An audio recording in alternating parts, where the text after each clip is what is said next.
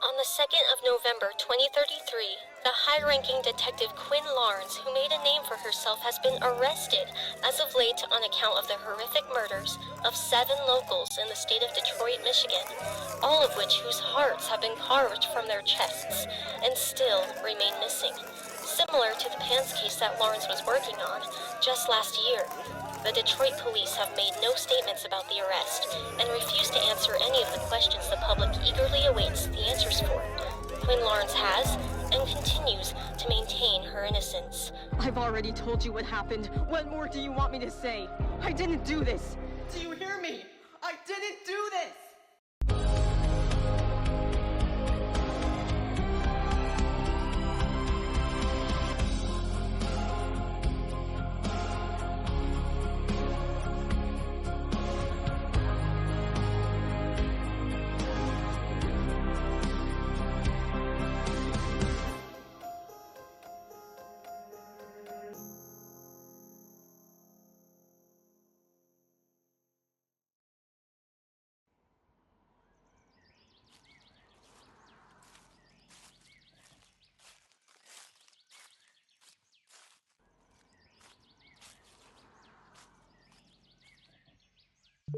Camera on.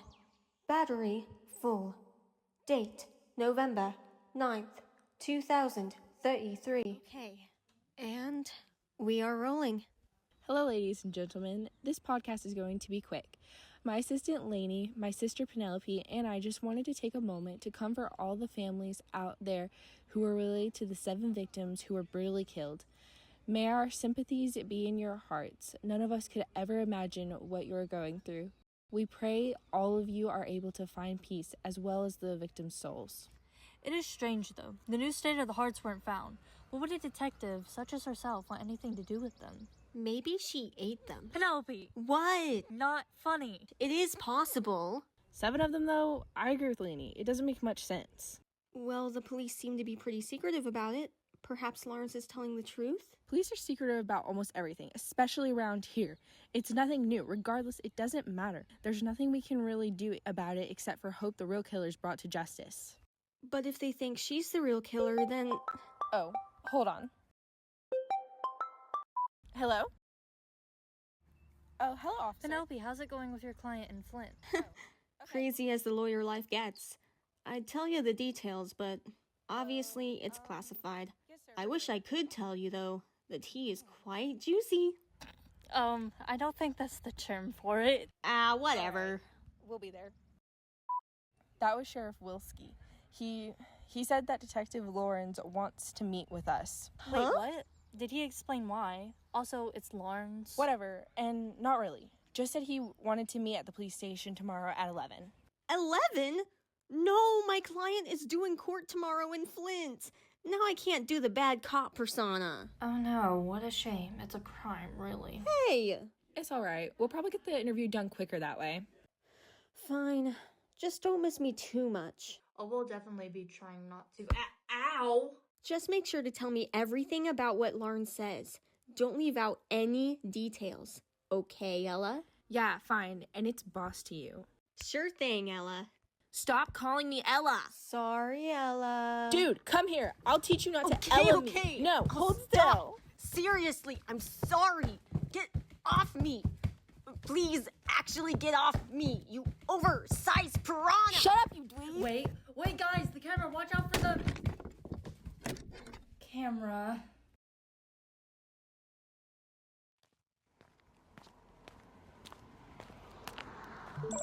Camera on. Battery. Annoying thing. Okay, everyone, it is the next day after the call with Quinn Larns, and Ella Greenwood and I are currently on our way to the Detroit police station to see Larns. As you know, our secretary Penelope cannot join us today. She is currently in Flint, Michigan right now. Hey Ella, why would Quinn Larns want us to interview her? I don't understand how we could help her case any more than anyone else who's trying to help. They'd be trying to gain sympathy from the public, and the quickest way to do that would be through us. Plus, anyone who's trying to help her probably isn't making much of an effort. I sure wouldn't. Excuse me, we're here to interview... Let me guess. Quinn Larns. Down the hall on the left. 3rd door to the right. She's waiting with Deputy Chain. Just knock, and he'll open the door for you. I will warn you, though, she claims to have limited memory of sorts. Has been since the arrest, despite showing no external or internal injuries. It's in her records. Now have a good day, or whatever. Okay, thank you, I guess. Ugh, I don't get paid enough for this.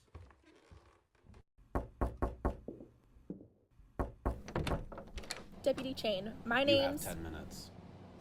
Jeez, so much for a professional welcoming.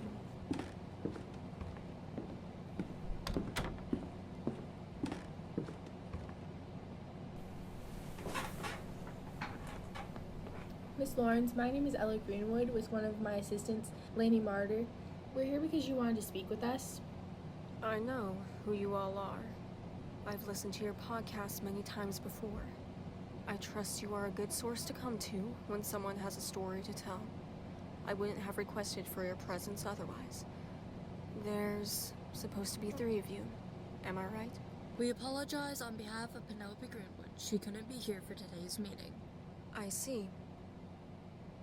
Then I guess I can't complain too much. I'm sure I'm already lucky enough as it is to have one of you here. So, starting off, why did you ask us specifically? Because if anything were to happen to me, which I get this feeling something will, one way or another, I want to say what I remember while I still have the chance to say it. Even if people don't believe me, at least I know that my voice will be out there. The police sure don't help. When you're already labeled as a criminal, it's like everyone's humanity for you vanishes. Even those who used to bow their heads in respect every time you pass by. They don't see any reason for anyone to hear what I have to say. That would explain Deputy Chain's cold shoulder. Deputy Chain, believe it or not, is actually one of the only decent officers here. He isn't much of a talker, and he can be pretty aloof at times, but he does have his compassionate moments. He's been agitated lately, reasonably so. He's been trying to get the officers to lay off harassing me until my trial. He believes you're innocent? I'd say so. I don't see any other reason why he'd be trying to make things easier for me. What is your relationship with Mr. Chain? A professional, of course. I've seen him at a few crime scenes I've been assigned to here and there. We have a mutual respect for each other. He knows I would never kill anyone. Well, unless they stole my gas station pizza, that is. I really wouldn't expect anyone to joke around if they were in your position. Well, what else can I do? People always find their ways of coping when they're just waiting for the inevitable to happen. And what would be the inevitable in this case? Oh, come on. I'm sure we all know what I mean by inevitable. Anyone who's taken the time to listen to my story doesn't believe me. No one except Chain, of course. And my trial is in 2 days. And after playing the game of life for a while, you start to realize that the most hardest thing for people to believe is the truth itself. Okay, so let's get to it. What is the truth? Miss Larns? Sabrina. That was her name. Sabrina Owell. She was with me that night. They were planning. Exactly who and what kind of planning is fuzzy to me, but I know it was at hand since before the very beginning. Before? The beginning of what? The Pans case. I'm sure you've heard of it. It was hot news last year before I stole the spotlight. It wasn't pretty. Sabrina Owell was a family friend of theirs, and mine. Well, we became close after I had gotten assigned to their case. She was a lonely woman, especially after everything. So let me get this straight. Sabrina Owell, one of the victims you killed, Supposedly. Was with you that night? Yes. At least I think so. On Halloween night, she knocked on my door personally. It was sometime in the evening, I think. She told me they knew about something, that they had found something. I just can't remember what.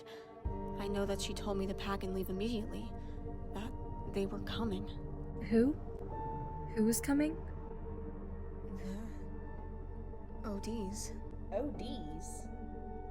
Yeah. The ODs. We're the ODs. I can't remember. She just said the ODs were coming. I don't know what it stands for, and if I did then, I certainly don't now. She was ranting about the others. Others? I can only assume those were the people who Sabrina was talking about with planning something, but I don't know for sure. I suppose it would make sense. There's only so much I can remember. Well, how convenient that is. Hey, listen, I'm doing what I can. My mind is a mess at the moment. Yours would be too if you were in my position. So much happened at once. I remember getting into my car with Sabrina, and I drove. The neighborhood was throwing a party that night. There were a few trick-or-treaters outside and dressed up. Some were laughing, others running and playing games. We kept on driving until we were isolated. Barely any cars were on the road. I don't know how long it took. It felt like hours. Perhaps it was. Possibly longer. I turned into this narrow graveled road, as if I knew where I was going. But looking back on it, I don't recall ever being around that area in my life.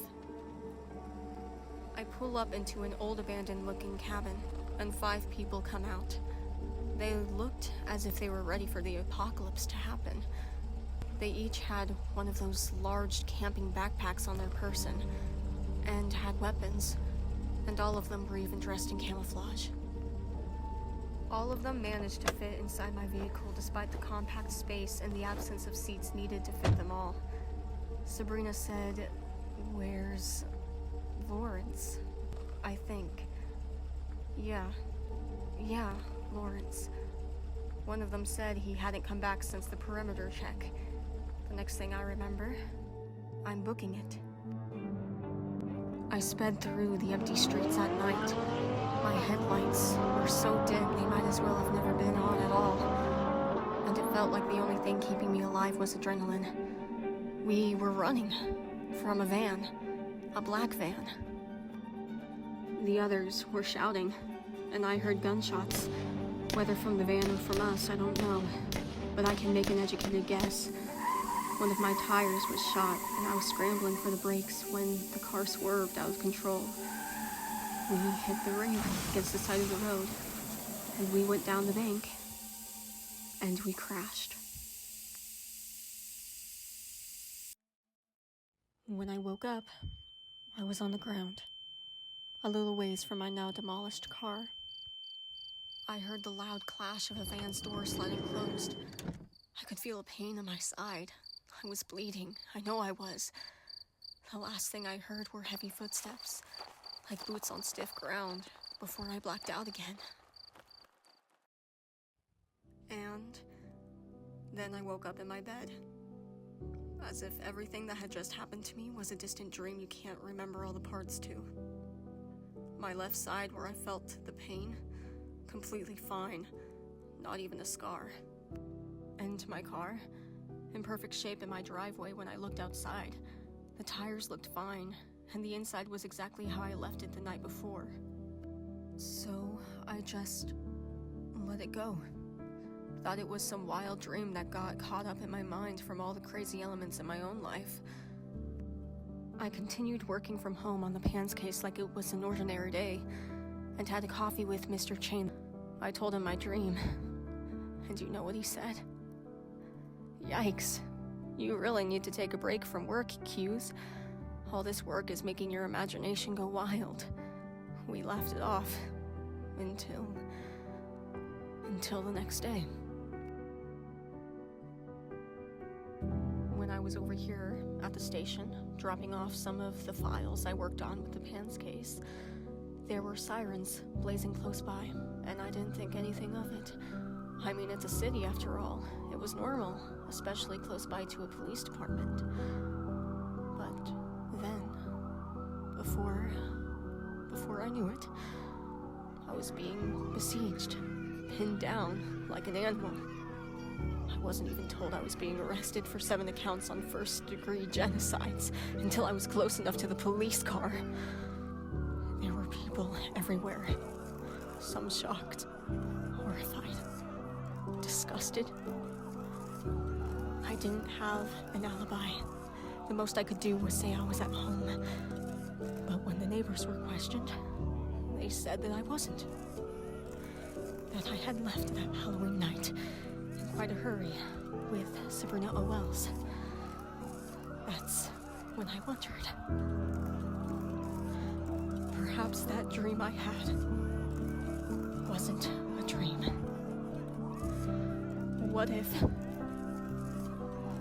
it was just a harsh reality that I wasn't ready to accept?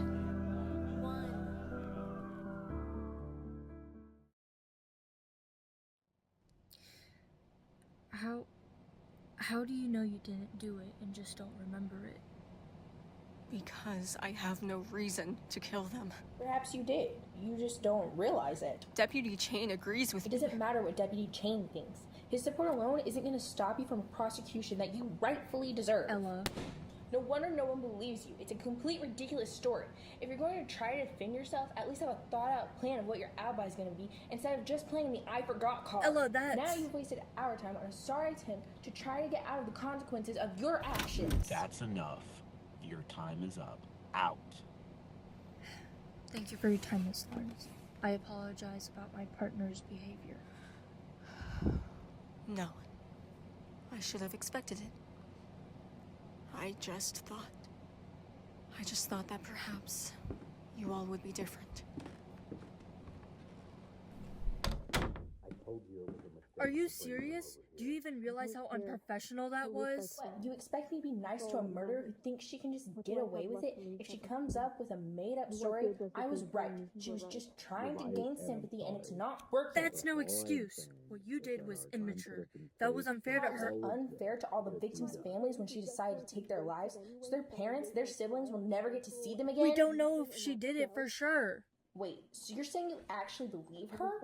I'm not sure, but I have this feeling that there's more to things than meets the eye. Wait, shh, listen. Whatever you remember, just forget it. And whatever may resurface, don't pursue it. You forgot it for a reason. How can you... Now your best bet is to get a plea deal. It's better off that way for you, and more importantly, for me. We're wasting our time by eavesdropping. Let's go. Did you hear that? It's not important. It's none of our concern. We'll delete whatever we recorded and we'll move on from this. It never happened.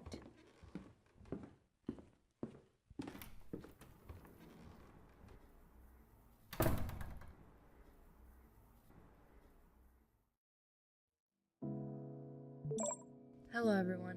You, obviously heard what went down. So, this means that the footage was indeed released against Miss Greenwood's preferred wishes. I know something is wrong, and Penelope agrees with me. Hey, folks. I don't know how many of you feel the same way, if any at all. But Lani and I both know that something is definitely off. I viewed the footage, and I think Miss Quinn Larns is telling the truth. She's just lost the pieces needed to make the full puzzle. I've seen similar cases with my own clients. And it will be up to us to find those missing pieces for her.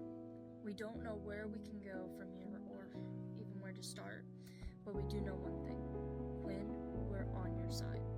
We'll figure out a way to clear your name. During the 2-day time span is unlikely, but we'll work hard to get a root trial for you. Quinn Larns, we believe you.